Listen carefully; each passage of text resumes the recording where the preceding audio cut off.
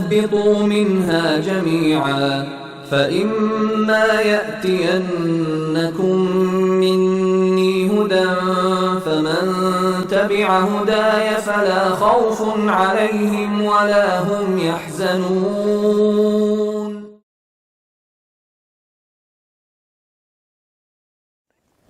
ناظرین اکرام سلام علیکم، میں ہوں شوکت آبدی. پیش خدمت ہے پروگرام دین کی ضرورت کیوں.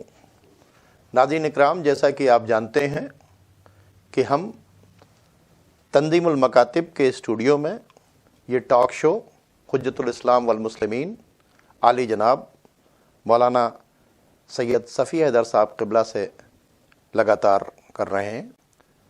ہم لوگوں نے اس ٹاک شو کو اس لیے رکھا ہے کہ تاکہ جو بہت سے کنفیوژنس ہیں دین کے بارے میں وہ دور ہوں. ناظرین اکرام، آپ نے دیکھا کہ ہم نے دین کی ضرورت کیوں، سچے دین کی تلاش، سچا دین ایک ہی کیوں، اور دین کو ماننے سے ہمیں کیا فائدے ہیں، دین کو ترک کرنے سے ہمیں کیا نقصانات ہیں، اور دین کے بارے میں جو یہ غلط پروپیگنڈا ہے کہ وہ آزادی میں خلل ڈالتا ہے، ایسا نہیں، بلکہ وہ انسان کو ترقی کی راہ فراہم کرتا ہے، اس کی فلاح کا کام کرتا ہے، اس کو ایک کانکریٹ سپورٹ دیتا ہے، اس کو دنیا بھر کے ایکسیڈنٹ اور فساد سے بچاتا ہے. تو میں آج بھی اپنے مہمان کے ساتھ اس بات کو کنٹینیو کروں گا. اب میں مولانا صاحب آپ سے گزارش کروں گا کہ وہ جو پوائنٹ ہے کہ سچا دین ایک ہی کیوں، اس پہ آپ نے تھوڑی سی روشنی ڈالی تھی کہ صاحب کی چونکہ سچا دین ایک اس لیے ہے کہ خدا ایک ہے، ہمارا بنانے والا ایک ہے، اس لیے اس نے ایک. تو ہمیں چاہوں گا اس پہ تھوڑی سی اور وضاحت کر دیں. السلام علیکم ناظرین کرام، بسم اللہ الرحمن الرحیم. دیکھیے، دنیا میں جتنے کام کیے جاتے ہیں، دنیا کا چھوٹے سے چھوٹا کام ہو چاہے بڑے سے بڑا کام ہو، ایک ہی کام کو کئی طریقوں سے کیا جا سکتا ہے، لیکن ان طریقوں میں پھر آخر میں آتا ہے کہ بیسٹ وے کون سا ہے. دو ہی ایک کام کے دو طریقے بالکل ایک جیسے ہوں، یہ نہیں ہوتا. واہ واہ واہ واہ. تو جب زندگی دین پوری زندگی کے دو فنگر پرنٹ نہیں ملتے، دو آنکھوں کی پتلیاں نہیں ملتی. واہ، بہت اچھی بات. جی جی. تو پھر جب یہ پوری زندگی کا قانون ہے، تو اگر مان لیں کہ 2 3 4 قانون بنائے گئے ہیں یا 10 قانون بنائے گئے ہیں، تو جب ہمارے سامنے کئی قانون رکھے ہیں تو پھر ہماری ذمہ داری بن جاتی ہے کہ ان میں جو بہترین ہو اس کا انتخاب کریں. البتہ میں نے پہلے ہی عرض کر دیا تھا کہ دین بہت اچھی بات کی. مگر کب خریدنے کے لیے جاتے ہیں تو وہاں دیکھتے ہیں بیسٹ سے اچھا. واہ واہ. گاڑی خریدنے کے لیے جاتے ہیں تو یعنی جو کچھ ہم خریدنے کے لیے جاتے ہیں وہاں بیسٹ دیکھتے ہیں. وہاں سب چیزیں اوریجنل ہوتی ہیں تو ان میں سے بھی بہتر ڈھونڈتے ہیں. واہ واہ واہ. یہاں معاملہ یہ ہے کہ یہاں ایک ہی اوریجنل ہے، ایک اوریجنل ہے، باقی سب بنا دیے گئے. اوریجنل ہے نہیں. جی جی. کہیں وہ کلائی ہے، پالش ہے خالی، کہیں ڈمی ہے کہیں. تو اب اس میں ظاہر ہے کہ پھر جب ہمیں معلوم ہے کہ ایک ہی سچائی ہے. میں نے بہت گفتگو میں کسی پہلی بار کہا تھا کہ سب سے چلیے راستے جاتے ہیں، لیکن سب سے سیدھا راستہ کون سا آدمی؟ ہم ہمیشہ دیکھتے ہیں کہ سب سے اچھا، سب سے سیدھا راستہ. وہ آپ نے جیومیٹری والی مثال دی تھی کہ ایک پوائنٹ سے دوسرے پوائنٹ تک کھینچے جانے والی لائن صرف اور صرف ایک ہوتی ہے. اب یہ میرے خیال سے کوئی سمجھدار یہ تو کرے گا نہیں کہ جو سیدھا جا رہا ہے اس کو چھوڑ کے جو ادھر ادھر جا رہے ہیں اس پہ چلا جائے. لمبے راستے کے مطلب ویسٹیج آف ٹائم. ادھر ادھر جائیں گے تو وہ پہنچائے گا ہی نہیں. لمبا راستہ جب تک سیدھا نہ ہو دل تک نہیں پہنچا. کیا بات ہے، کیا بات ہے. بھٹکا دیتا ہے. مطلب آپ لمبا راستہ کہنے بھائی یہ والا راستہ بھی تمہیں پہنچا رہا ہے، میں عرض کر رہا ہوں نہ، یہ لمبا راستہ کبھی جہاں سے وہ سیدھے سے ہٹا، ایک خط یہ سیدھے میں نے کھینچا ہے، یہ یہاں سے اس پوائنٹ کو پہنچا رہا. اب ایک ادھر نکلے تو اگر ادھر نکلے ادھر چلتے رہیں کبھی منزل پہ نہیں پہنچیں گے جب تک کہ دوبارہ سیدھا نہ ہو. صحیح. پھر اس کو ادھر ہی آنا ہے.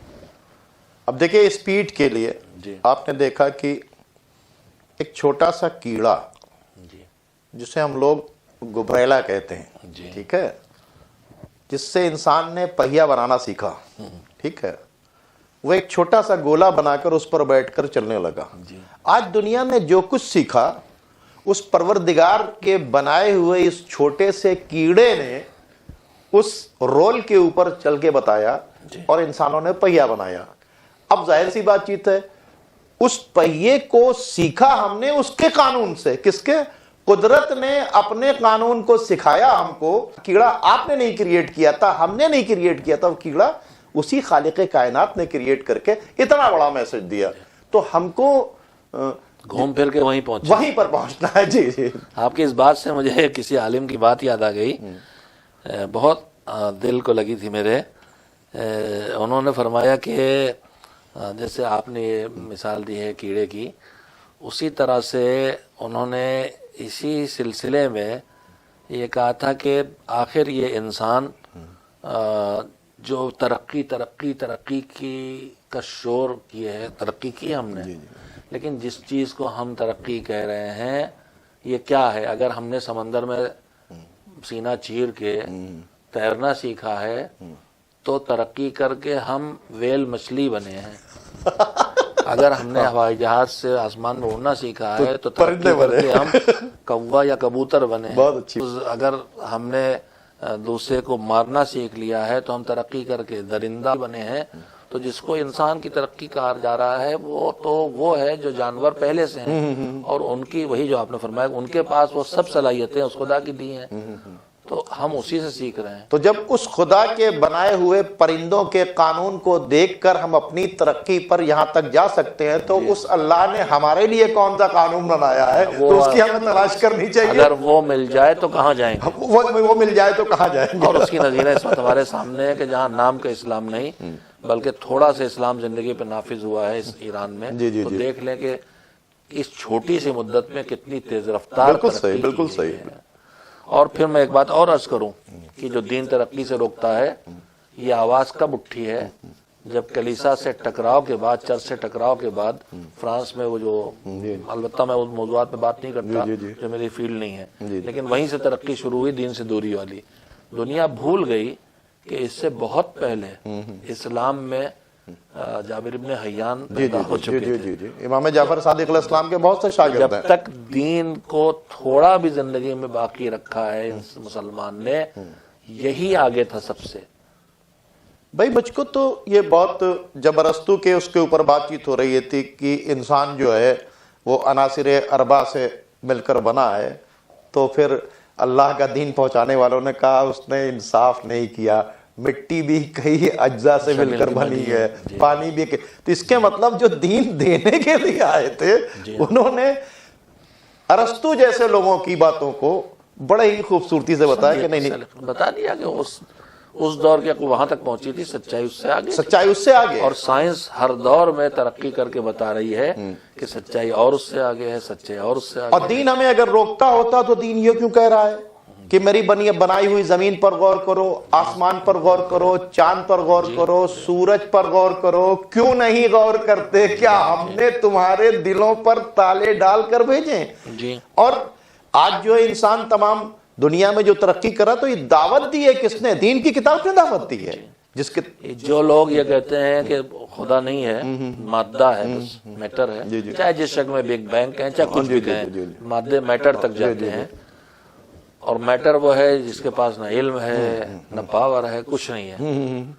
تو مسئلہ یہ کھڑا ہوتا ہے کہ ہم اگر پہلے سے معلوم ہو کہ کتاب جو چھپی ہوئی بڑی خوبصورت ہے, کسی نام پڑھا میں نے, کس نے لکھا, رہی جاہل آدمی, میں اس کتاب کو کبھی نہیں اٹھاؤں گا. صحیح. لیکن کتاب پہ اگر پہلے پڑھوں کہ یہ کون ہے, نام دیکھ کے وہ بہت پڑھا لکھا آدمی, میں کتاب اٹھا کے اسے پڑھوں گا. تو اگر یہ کائنات, یہ یونیورس, یہ دنیا, یہ موجودات اس کے بنائے, اس میٹر کے جس کے پاس کچھ نہیں ہے, نہ نالج ہے, نہ علم ہے, نہ سوچ ہے, نہ پاور ہے, تو میں کہوں گا یار اس میں کیوں غور و فکر کروں, اس کی خلقت میں, اس کتاب کو میں کیوں پڑھوں جو جاہل کی بنائی ہوئی لکھی کتاب. لیکن اگر دین یہ کہتا ہے کہ تمہاری یہ کائنات, یہ سب کچھ اس نے بنایا جو عالم ہے, جو قدرت والا ہے, جو بصیر ہے, تو پھر میں کہوں گا لاؤ اس کی مخلوق, اس کی کتاب, اس عالم کا مطالعہ کروں کہ جس کو ایک عالم نے بنایا ہے. تو ریسرچ کے دروازے تو تبھی کھلیں گے جب ہمیں یقین ہو کہ اس کا بنانے والا ہم سے زیادہ علم والا تھا. تو مادہ تو ہم سے زیادہ علم والا نہیں ہے، تو ہم اس میں کیوں ریسرچ کرنے جائیں گے؟ اب میں بہت اچھے دیکھیں بات کہیں سے کہیں نکل رہی ہے. آپ یہ دیکھیں کہ جب قرآن میں سورہ نحل میں جو قصہ ہے کہ میں نے شہد کی مکھی کو حکم دیا تو اپنے چھتے کو بناؤ پہاڑ کی بلندیوں پر، اونچائی پر، درختوں پر. تو اب آپ دیکھیں کہ وہ اپنے سے چھتا وہی بناتی ہے. یہ الگ بات ہے کہ آپ اس کی رانی مکھی کو پکڑ لیں، پھر بھی وہ اپنے امام کی اطاعت کرتی ہوئی وہاں کے اوپر آتی ہے، اپنے لیڈر کی، لیکن اس کے باوجود وہ چھتا وہی بناتی ہے جہاں اس سے کہا گیا. اور اگر دنیا واقعی خدا کو سمجھنا چاہے تو ایک مکھی اڑنے کے بعد گئی، اس نے رس نکالا، لا کے جمع کیا اور شہد تیار ہو گیا. پھول سے لا رہی ہے نا، تم اپنی مشینیں بناؤ، اسی پھول سے شہد نکال کے دکھا دو. تمہارے سامنے یہ کام جو ہے یہ مکھی کر رہی ہے اور اس کے لعاب سے جو ہے وہ شہد بن رہا ہے. تو اس کے مطلب انسان کو بار بار پروردگار عالم دعوت غور و فکر، کوئی ہے علم والا ہے، تدبیر والا ہے، حکمت والا، قدرت والا، اور اس کے ایک ننھے سے مخلوق کو کا چیلنج ہے کہ ہم شہد بنا رہے ہیں، تم ہمیں بنا کے دکھاؤ. مشینیں تو تم نے بنا دی، تم اسپیس میں چلے گئے نا، ذرا شہد بنا کے دکھاؤ. تو یہ جو ساری چیزیں ہیں یہ بار بار اس خدا کی طرف، تو اس خدا کے نظام کو اگر مان لیا جائے مولانا صاحب، یہاں چیلنج کر رہے ہیں ہمارے ملک والے، ابھی کہیں گے ہم نے دودھ بنا کے دکھا دیا.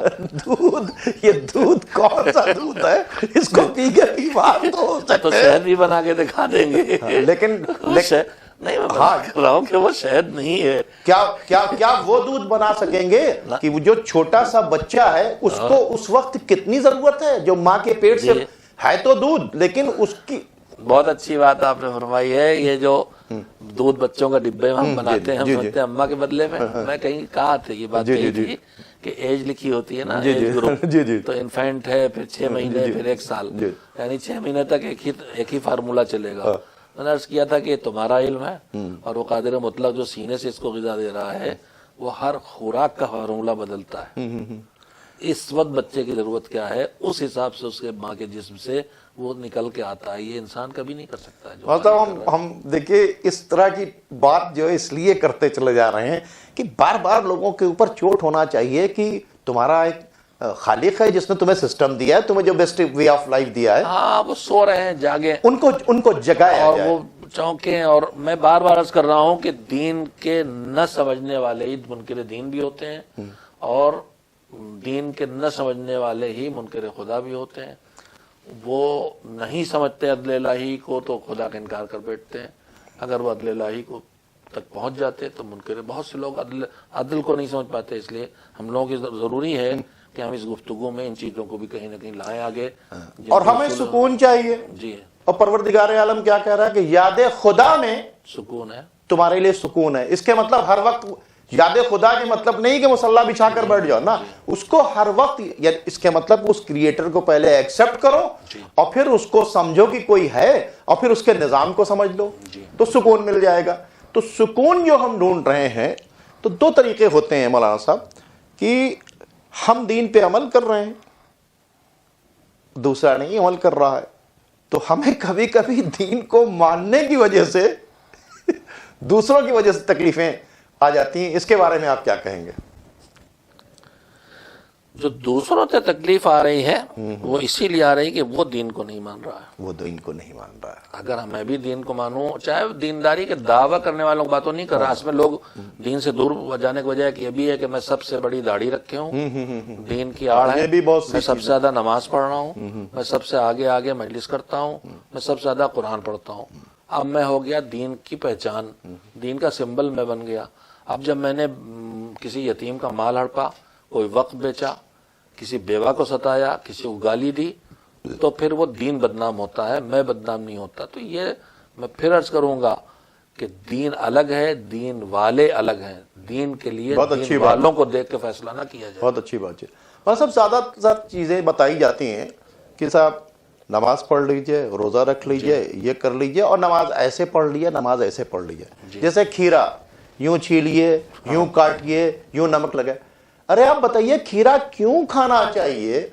اس کھیرے کو کھانے سے آپ کے جسم کو کیا فائدہ ہے؟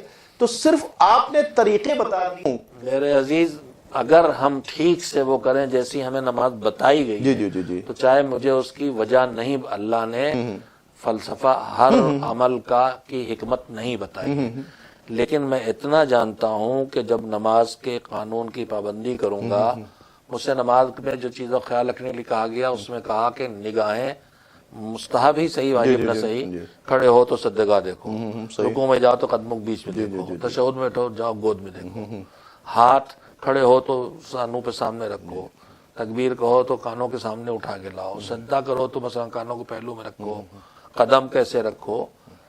یہ پورا جو ہم کچھ منٹ کرتے ہیں تو یہاں اتنی دیر ہم کیا ایکسرسائز کر رہے ہیں؟ ہاتھ قابو میں، پیر قابو میں، زبان قابو میں، آنکھیں قابو میں. تو یہ تو اللہ ہم سے پریکٹس کرا رہا ہے کہ تمہاری قوتیں کوئی بے قابو ہونے ہی سے دنیا برباد ہوتی ہے. زبان بے قابو ہوئی، جھگڑا ہوا، زبان بے قابو ہوئی، فتنے ہوئے، آنکھیں بے قابو ہوئی، گناہ ہوئے، ہاتھ بے قابو ہوئے، مومن کسی کو مارا، کسی کو کاٹا. میرا اور میری زبان کا، میری آنکھوں کا کنٹرول سے نکلنا تباہی لا رہا ہے. اور اگر یہاں دین ہوگا تو ہم یہ نہیں کریں گے. نہیں حضور، یہ جو نماز ہے جی یہ نماز اتنی دیر مجھ سے پریکٹس کرا رہی ہے کہ آپ اتنی دیر رونا نہیں اللہ کسی مصیبت پہ دنیا کی، صحیح اتنی دیر ہنسنا نہیں، تو جذبات پہ کنٹرول کرا رہی ہے، کنسنٹریشن رکھنا، کھانا نہیں تو میرے کھانے کو روک کے میرے بھوک اور خواہش پہ کنٹرول کرا رہی ہے. تو نماز کا فلسفہ مجھے معلوم ہو چاہے نہیں، لیکن اگر میں نماز واقعی ٹھیک سے پڑھوں گا تو نماز مجھے جذبات پہ کنٹرول کرنا سکھائے گی، نماز مجھے اپنی قوتوں کو قابو میں رکھنا سکھائے گی، اور نماز مجھے آنکھوں کو کنٹرول کرنا سکھائے گی. ہم اور بتا بھی دیے کہ فحش اور منکرات سے روکتی ہے نماز. اسی لیے اللہ نے کہا کہ تمہیں روک تنہا عن الفحشاء والمنکر. اسی لیے جب کنٹرول کریں گے تو خواہشات نفس پہ کنٹرول، کیا بات تو ہر چیز پہ کنٹرول. اور وہاں تھوڑی تھوڑی دیر کے لیے حلال کو حرام بنا رہا. کھا رہے تھے، اب نماز میں نہیں کھا سکتے، کھانا حرام، پی نہیں سکتے، رو نہیں سکتے. میرا باپ کا انتقال ہو گیا ہے، نماز میں باپ کو نہیں رو سکتے. اس سے کہ کنٹرول کرنا تم کو جذبات پہ، خواہشات پہ، جہاں جہاں ہماری اندر جو کچھ اللہ نے دیا ہے اس کو آؤٹ آف کنٹرول ہونا تھا، ان سے روک. یہ دین کے علاوہ کوئی نہیں دے. مطلب مشین جو ہے جو بناتا ہے تو اس کے اندر بھی کنٹرول سسٹم رکھتا ہے کہ کیسی سچویشن آئے گی. تو پروردگار عالم پریکٹس بھی کرا رہا ہے کہ اپنے جذبات پر پوری طریقے سے نماز دونوں کام کر رہی ہے، ہماری قوتوں کو استعمال بھی کرا رہی ہے. رکوع جاؤ، پھر سجدے میں جاؤ. روزے بھی کہا گیا ہے کہ تم پر روزے اس لیے فرض کیے گئے ہیں تاکہ تم متقی بن جاؤ. خیر روزہ تو پورے ایک مہینے کے ریہرسل ہے کنٹرول کی، پورے ایک مہینے کی ریہرسل ہے کنٹرول کرنے کی. اور اسی لیے روایات میں ہے کہ اگر روزہ ایک مہینے ٹھیک سے رکھا تو نکلو گے رمضان سے باہر تو ایسے جیسے اماں کے پیٹ سے آئے ہو، صاف ستھرے کلین ہو کے نکلو گے. اور جو مادی دنیا ہے اس میں ڈاکٹر حضرات بھی بتاتے ہیں کہ روزہ کتنا کلین کرتا ہے، جو روحانی دنیا وہ بھی بتاتی ہے. تو یہ تو ہماری وہی دین کو نہ سمجھنے کا نتیجہ، دین کا انکار کرنا ہے اور اعتراضات کرنا ہے. صاحب ہماری زندگی کو محدود کر دیا، باندھ دیا. میں امام خمینی رحمۃ اللہ علیہ کی کہیں بات آئی تھی، میں بات سنا نہیں سکا تھا. بالکل جو محدود کرنے والی بات کہی جاتی ہے کہ لمٹس میں باندھ دیا، باندھ دیا، باندھ دیا، باندھ دیا، دین نے پابند کر دیا، لگا دی ہے، ترقی پہ وہ کر دیا. بڑی اچھی مثال انہوں نے دی تھی. انہوں نے کہا کہ دیکھیے ہم چہار دیواری بناتے ہیں. چہار دیواری کیوں بناتے ہیں؟ گھر میں گھر جو بناتے ہیں پہلے دیواریں کھڑی کرتے ہیں، بالکل صحیح، پھر چھت ڈالتے ہیں. یہ چہار دیواری کیوں بناتے ہیں؟ کہ بھائی دیواریں اس لیے بناتے ہیں کہ یہ ہمیں چور سے بچائے، یہ ہمیں دشمن سے بچائے، یہ ہمیں جانوروں سے بچائے. تو یہ دیوار جو ہم نے گھروں میں بنائی، اب میں دیوار ہے یہاں، دروازہ نہیں تو میں ادھر سے نہیں جا سکتا، جہاں دیوار وہاں سے نہیں جا سکتا، وہیں سے باہر جا سکتا ہوں جہاں دروازہ ہے. تو میری زندگی محدود ہوئی کہ نہیں ہوئی؟ کیا بات، جب تک دیوار نہیں تھی ہر طرف کھلا تھا، جدھر منہ اٹھائے ادھر چلے اپنا گھر بنا رہے ہیں، اس میں بھی ہم اپنے کو خود کنٹرول محدود کر رہے ہیں. کیوں؟ دیوار کود کے نہیں جا رہے، محدود نہیں کر رہے ہیں ہم، یہ دیواریں بنا کے اپنی حفاظت کا انتظام کر رہے ہیں. اچھا اس کے برخلاف جو جیل کی چار دیواری وہ بھی بنائی گئی. صحیح ہے. مگر وہ کیوں بنائی گئی؟ وہ بنائی گئی ہے اس برے انسان کی برائی کو محدود کرنے کے لیے. بہت اچھی بات ہے. تو گھر کی چہار دیواری ہے ہمیں محفوظ کرنے کے لیے، اور جیل کی چہار دیواری ہے ہمیں محدود کرنے کے لیے. مذہب کی پابندیاں ہمیں محدود نہیں کرتی ہیں، مذہب کی پابندیاں ہمیں محفوظ کرتی ہیں۔ بہت اچھی بات چیت ہے۔ مطلب اب میں چاہوں گا کہ ہم گھر سے شروع کریں جی، کہ گھر سے دین، دیکھیے عبادت اللہ کی کرنا ہے تو آپ نے گھر عبادت سے دین، پہلے میں خود ہوں، ہاں پہلے ظاہر میں، ہاں ٹھیک ہے، پھر میرا گھر۔ ہاں تو وہ ہونا چاہیے کہ تاکہ کوئی بھی ویور ہمیں دیکھ رہا ہے اور وہ ہم سے استفادہ کرے، تاکہ ہم دین کے اکارڈنگلی اگر اس کو بتائیں کہ تم اپنے گھر میں جیو گے تو تمہیں سکون بھی ملے گا، تمہاری آخرت بھی کامیاب ہوگی، دنیا بھی کامیاب ہوگی۔ تو وہ جو فیملی سسٹم ہے جی، جس کے اندر بچہ بڑا ہوتا ہے یا بچے کو پالتے ہیں، کیونکہ وہیں سے نکلتا ہے، وہی شخص باہر آتا ہے، وہی معاشرہ بنتا ہے، وہی سماج بنتا ہے۔ تو اگر اس کو ہم دین گھر سے دے دیں تو ہمارے گھر سے کوئی ایک ایسا آدمی نہیں نکلے گا۔ بھائی یہی تو کام کیا غلام عسکری صاحب نے، اور آپ لوگ جو ایک کام کر رہے ہیں، کیا کر رہے ہیں؟ یہ جو مکتب آپ نے شروع کیے کہ یہیں سے اگر اسے کنٹرول کر دیا جائے، اس لیے کہ پورا معاشرہ افراد سے بنتا ہے، جی جی پوری سوسائٹی انڈیویجول سے بنتی ہے۔ اگر انڈیویجول کو ہم ٹھیک کریں گے تو پھر وہ سوسائٹی بھی ٹھیک ہو جائے گی۔ جی جی اور انڈیویجول کو ٹھیک کرنے کے لیے پہلی جگہ انفرادی سطح پر ایک کو ٹھیک کرنے کے پہلی جگہ گھر ہے، جو آپ فرما رہے جی ہیں۔ جی تو کام تو گھر سے شروع کرنا ہی پڑے گا، اور پھر گھر کے اندر پہلے میں اپنے بیٹے کو ٹھیک نہیں کروں گا، پہلے بیوی کی کوئی کمی ہے تو اس سے دور نہیں کروں گا، پہلے میں خود اپنا ٹھیک کروں گا۔ بہت اچھی بات ہے۔ تو پورے محلہ بعد میں ٹھیک ہوگا، شہر بعد میں ٹھیک ہوگا، دنیا ملک بعد میں۔ پہلے میں خود، میرا گھر ٹھیک ہو، میرا گھر تب ٹھیک ہوگا جب میں ٹھیک ہوں گا۔ تو پہلے اپنے ذات سے شروع کریں گے، پھر ذات سے آگے بڑھیں گے، جو میرے نزدیک ترین ان کو ٹھیک کریں گے۔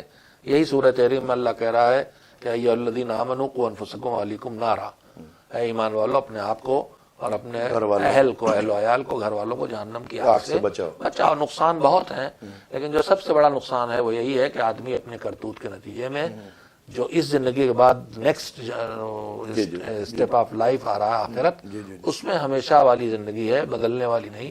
وہاں آدمی اپنے کاموں کو جہنم کی آگ سے بدل دے، پرماننٹ ریزیڈنس میں، یہ تو ٹیمپریری ریزیڈنس ہے، خدا نہ کرے وہ اگر جہنم کی آگ والی ٹھکانہ ہو گیا تو فارور کے لیے ہو جائے گا۔ تو چاہے میں اپنی ذات ہو، چاہے میری ذات اکیلی، پھر اس کے بعد میرا گھر، میرا کنبہ، میرا محلہ، میرا خاندان، میری فیملی، میرا گاؤں، یہ سب جگہ ہم چین اور سکون چاہتے ہیں نا۔ گھر بھی ٹھیک ہو، گھر میں آئے سکون رہیں، ایک دوسرے کے ساتھ محبت کے ساتھ ہو، محلہ ٹھیک ہو۔ گھر کو اگر ٹھیک کرنا ہے، ہم سب پوری دنیا میں، ہم آپ سب کیا چاہتے ہیں؟ ہم چاہتے ہیں زندگی میں آرام چاہتے ہیں، سکون، چین اور سکون چاہتے ہیں۔ تو پیسہ بھی اسی واسطے اکٹھا کرتے ہیں، گاڑی اسی واسطے، اے سی بھی اسی لیے، مکان بھی اسی لیے، سب اس کے لیے آرام اور چین اور سکون۔ اور خالی جسم کا آرام نہیں، ورنہ آدمی اے سی میں بھی کروٹیں بدلتا رہتا ہے۔ بالکل صحیح ہے۔ پوری طرح سے آرام ہے، لیکن آرام نہیں، یہ بے چین ہے۔ جسم کے ساتھ دل کا آرام، دماغ کا آرام، روح کا آرام، یہ ساری چیزیں کب ہوں گی؟ جب میری زبان سے آپ کو کوئی دکھ نہ ہو، آپ کے سوچ سے مجھے کوئی دکھ نہ ہو، آپ کا سلوک میرے ساتھ۔ تو انسان روح اور جسم کا مجسمہ ہے، دونوں چیزوں، دونوں کو سکون چاہیے۔ ہاں، تو اب مسئلہ اور یہ ہے دین دونوں کو سکون دیتا ہے، اے سی صرف جسم کو سکون میں دیتا یہی ہے۔ کہنا چاہتا ہوں۔ جی جی جی جی بتا۔ میں عرض کر رہا تھا کہ دیکھیے اس پوری دنیا میں سکون اور راحت اور چین کب ہوگا؟ جب ہم کچھ اصول زندگی کے اپنائیں گے۔ اگر عدالت نہیں ہے ہمارے گھر میں، بیٹی کے ساتھ سوتیلا برتاؤ اس لیے کہ بٹیا ہے، اور ہم بھارت ورش کے رہنے والے ہیں جہاں بیٹی کا آنا مصیبت سمجھا جاتا ہے، اور بیٹا آ جائے تو لاٹری کھل گئی، اس کو کھلا رہے ہیں، بیٹی کو دھتکار رہے ہیں۔ باپ بھی عدالت نہیں کرتی اس گھر میں، ہمارے مائیں بھی عدالت نہیں کرتی، جبکہ ہمارے اصول دین میں عدل ہے، ہمارے یہاں عدل ہے۔ اور ہمارے نظام زندگی میں دین اسلام نے سکھایا ہے باپ کو کہ گھر میں کچھ لے کے آؤ تو پہلے بیٹی تک پہنچاؤ، اس لیے کہ اگر بیٹا تو تم سے چھین لے گا، بیٹی کو نہیں دو گے تو تم سے چھیننے نہیں آئے گی۔ کیا بات ہے، یہ حکم ہے ہم کو، وہ عفت اس کو اللہ نے دی ہے، حیا دی ہے اس کو، اس کی زندگی کی حفاظت کے لیے کہا بیٹی کو تم پہنچاؤ پہلے، بیٹا لے جائے گا تم سے۔ تو گھر میں بھی اگر ہم نے عدالت نہیں کی، بیوی کے ساتھ بدسلوکی ہم کر رہے ہیں، ہماری زوجہ خدا نہ کرے بیوی خدا کرے میرے ساتھ عدالت نہیں کر رہی، لیکن صرف عدالت سے کام نہیں چلتا۔ عدالت کے بعد، انصاف اور عدالت کے بعد ایک چیز اور چاہیے سکون کی زندگی کے لیے۔ اگر میں نے آپ سے پورا حق لیا اور آپ نے مجھ سے پورا حق لیا، اور میں نے آپ کو پورا حق دیا اور آپ نے مجھے پورا حق دیا، یہ ہے عدالت، مگر اس سے زندگی نہیں چلتی۔ حق چھوڑنے سے زندگی چلتی ہے، کیا بات ہے. خود کو کچلنے سے زندگی چلتی ہے، بھوکا رہ کے اگر گھر میں کھانا کھائیں تو کھلانے سے زندگی چلتی ہے. ایثار چاہیے، آزادی چاہیے، میں اپنے کو کچل کے دوسرے کے کام ہوں. تو یہ سب چیزیں درکار ہے ہم کو. عدالت چاہیے، ایثار چاہیے، محبت چاہیے. میں کیوں کروں یہ سب؟ بہت صحیح ہے. یہ تبھی کروں گا جب مجھے اس کے کرنے کے پیچھے کوئی سپورٹ ہے. کوئی بتائے کہ دنیا کی کسی ملک کا، کسی فکر کا، کسی فلسفی کا کوئی قانون مجھے ایثار سکھا رہا ہو. شاید میری بات واضح نہ ہوئی ہو. یہ کاغذ کے نوٹ جو چلتے ہیں ان کی ویلو کب تک ہے جب ان کے پیچھے کرنسی وہاں جمع، وہ سونا جمع ہے. Reserve bank of India. تو میرے عزیزوں، یہ ایثار کوئی اپنے کچل کے دوسرے کو پہنچانا، صبح اٹھ کے لوگ چیٹیوں کا دانہ ڈال رہے ہیں، کبوتر کھانا کھلا رہے ہیں، میں کیوں کر رہا ہوں؟ واہ واہ واہ واہ. جب میں دین کو نہیں مانتا، جزا کو نہیں مانتا، آخرت کو نہیں مانتا، خدا کو نہیں مانتا، اس کے باوجود مجھے سکون ملتا ہے ایسا کرنے میں. تو یہ نہیں. میں عرض یہ کرنا چاہتا ہوں کہ اس کے پیچھے کون چیز ہے جو مجھے یہ سب کروا رہی ہے. وہی ہے اس طاقت. کے پیچھے کچھ ہے جس کو میں پانا چاہتا ہوں. سوائے دین کے اور کوئی اس کی سپورٹ پیچھے سے نہیں ہے. نہ کوئی حکومت کا قانون اسی سپورٹ کرتا ہے. مجھے سکون اسی لیے مل رہا کہ میری فطرت میں ہے. تو فطرت کہاں سے آئی ہے؟ آج آپ دیکھ لیں، خود غرضی چھائی ہوئی ہے وہاں جہاں دین نہیں ہے. اور جہاں دین ہے، آپ تاریخ پڑھیں شہداء کی. احد کا واقعہ کہاں کہ مجھے یاد نہیں، کئی زخمی پڑے تھے اور پانی لے کے آئے. ہاں، پانی تو وہ پہلے کو دیا، اس نے دوسرے کو دو، تیسرے چوتھے کو، گھوم پھر کے وہیں واپس یہ آیا. ایثار تھا، یہ قربانی ایثار تھا. تو یہ جب تک ہمارے ایک دوسرے کا خیال. یہاں دیکھیے، ہم لائن میں لگتے ہیں ٹکٹ کی، ہم دھکا مار کے دوسرے آگے جاتے ہیں، ہنگامہ کھڑا ہوتا ہے. اور اگر میں آگے کھڑا ہوں، دیکھا ایک بوڑھا آدمی کمزور ہے، میں ہٹ گیا، بابا تم آگے کھڑا ہو جاؤ، میں پیچھے چلا جاتا ہوں. سکون، محبت سب وہاں ہو جائے گا اس ماحول میں. مگر اس کو میں پیچھے جو جاؤں گا تو کون چیز مجھے لے جائے گی؟ حکومت کا قانون نہیں لے جائے گا. اس سپورٹ کا نام ہے دین. اس سپورٹ کا نام دین ہے جو ہم کو ہر جگہ مجھے سکھا رہا ہے کہ یہ کرو گے تو کچھ ملے گا. تو پھر جو چڑیوں کو دانا ڈال رہے ہیں اور کہہ رہے ہیں کہ بھائی دین ہے، ٹھیک ہے، وہ بھی ہے، اس نے مخلوق ہوتا ہے.